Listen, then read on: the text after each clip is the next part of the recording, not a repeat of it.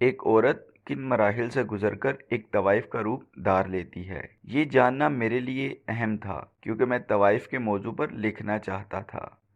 اس سلسلہ میں لاہور کے ایک دوست نے ایک طوائف سے میری ملاقات کے لیے وقت ترتیب دیا۔ میں نے کیمبل پور سے لاہور کے لیے رخت سفر باندھا۔ لاہور پہنچ کر دوست مجھے ایک گنجان آباد علاقے کی طرف لے کر چل پڑا۔ تنگ و تاریک گلیوں سے ہوتے ہوئے ایک مکان کے سامنے رک گیا اور دستک دی۔ اندر سے ایک خوبصورت حسینہ نے دروازہ کھولا اور لکھنؤ کی طوائفوں کی طرح آداب بجا لایا۔ دوست مجھے چھوڑ کر واپس چل دیا۔ وہ طوائف مجھے لے کر اندر چلی گئی اور صوفہ پر بیٹھنے کا اشارہ کیا۔ وہ خود سامنے والے صوفہ پر براجمان ہو گئی۔ میں نے ترچھی نظر سے اس کی طرف دیکھا۔ وہ بلا کی حسین تھی۔ اس نے پانی کا گلاس میری طرف بڑھاتے ہوئے کہا، صاحب، آپ کے دوست بتا رہے تھے آپ ایک لکھاری ہو۔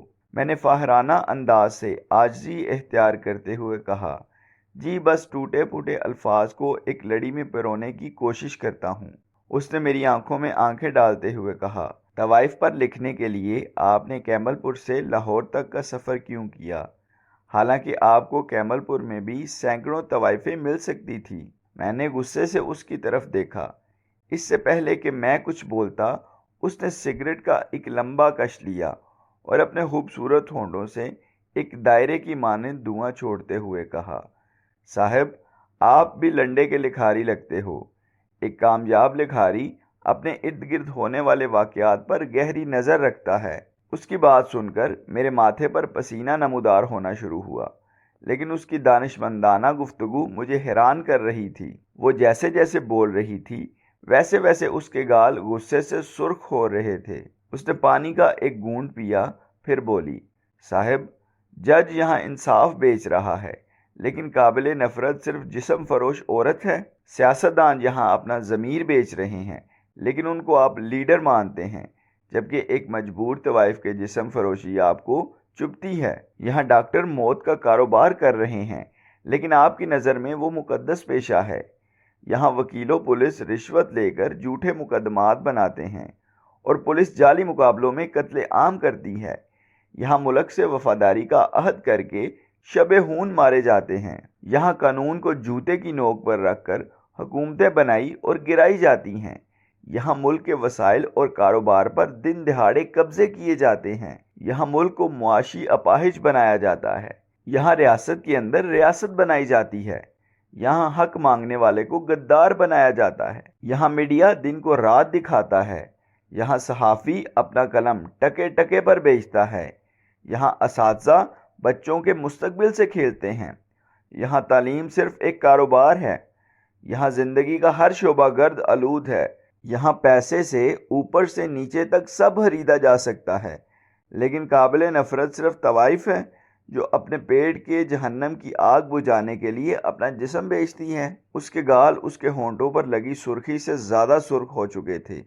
میرے ماتھے کی شکنوں پر پسینہ ٹھہر کر قطرہ قطرہ یوں نیچے گر رہا تھا جیسے بارش میں کسی غریب کے کچے مکان کی چھت ٹپکنے لگتی ہے۔ وہ اٹھ کر میرے قریب آئی اور رومال میری طرف بڑھاتے ہوئے کہا، صاحب، ہم طوائفیں تو مرد نما بیڑیوں کو لذت کا سامان مہیا کرتی ہیں۔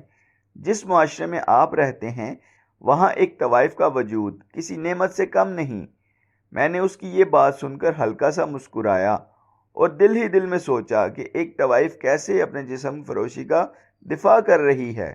اس نے بات جاری رکھتے ہوئے کہا، اگر ہم طوائفیں ان مرد نما بیڑیوں کی آگ ٹھنڈی نہ کریں اور ان کو لذت کا سامان مہیا نہ کریں تو یہ بیڑیے بنت حوا کی معصوم کلیوں کو بھی مسل ڈالیں اور ان کا گوشت نوچ کر کھا جائیں۔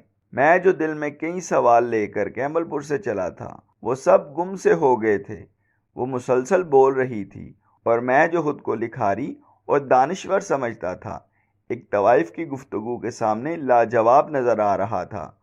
وہ اٹھ کر میرے قریب بیٹھ گئی اور میرے گال پر ہلکی سی تھپکی دیتے ہوئے کہا، صاحب، آپ نے کتے کو پانی پیتے ہوئے کبھی دیکھا ہے؟ اس اچانک سوال پر میرے منہ سے ہاں نکلی اور میں نے دل میں سوچا کہ شاید یہ خوبصورت طوائف بہت زیادہ غصے میں ہو تو ہوش و حواس کھو بیٹھتی ہے، ورنہ یہاں کتے کے پانی پینے کی بات کی کوئی तुक नहीं थी। उसने सिगरेट का कश लेकर मेरी तरफ बढ़ाते हुए कहा, साहब, इस शहर के बड़े बड़े लोग जो मसीहाई का लिबादा ओढ़कर आप जैसों को बेवकूफ़ बनाते हैं, जब हमारे पास आते हैं तो हमारे पाँव के तलवे इस तरह चाटते हैं जैसे कुत्ता पानी पीता है। ये कहकर उसने दीवार पर लगी घड़ी की तरफ देखा और कहा, अब आप जाओ साहब, अभी हमारे ग्राहकों का वक्त हो गया है। मैं खामोशी से उठा और दरवाजे की जानिब चल दिया। उसने पीछे से मुझे मुखातिब करते हुए कहा, साहब, अगर लिखारी बनना है तो जिस्म फरोश तवाइफों पर नहीं बल्कि ज़मीर फरोश तवाइफों पर लिखा करो। आपको कैमलपुर से लाहौर भी नहीं आना पड़ेगा। अपनी कलम में जुर्रत पैदा करो, वरना तुम भी लंडे के लिखारियों में शुमार किए जाओगे। ये कहकर उसने अपनी आंखों से इशारा किया जैसे मुझे बाहर जाने का कह रही हो। उम्मीद करता हूँ आपको हमारी वीडियोस पसंद आ रही हैं। अगर ऐसी ही अच्छी वीडियोस देखना चाहते हैं तो हमारे इस यूट्यूब चैनल को सब्सक्राइब करें। शुक्रिया।